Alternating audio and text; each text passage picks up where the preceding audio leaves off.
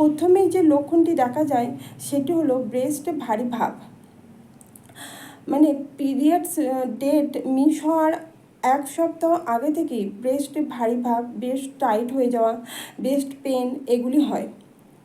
Second হচ্ছে যখন আপনি কনসিভ করেন তখন থেকে ইউরিনের কিউরিসিটি বেড়ে যায়, মানে ঘন ঘন প্রস্রাব পায়। এটাও প্রেগনেন্সির শুরুর দিকে একটি লক্ষণ।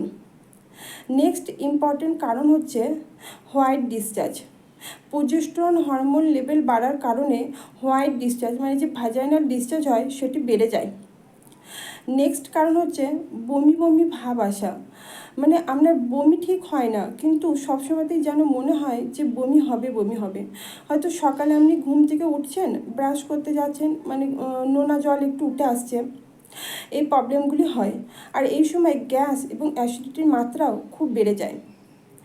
নেক্সট ইম্পর্টেন্ট কারণ হচ্ছে ইমপ্লান্টেশন পেন, মানে ভ্রূণ যখন গর্ভাশয় দেওয়ালে আটকায় তখন পেটের নিচের দিকে হালকা পেন হয়, আর এই ইমপ্লান্টেশনের কারণে হালকা ব্লিডিংও হতে পারে।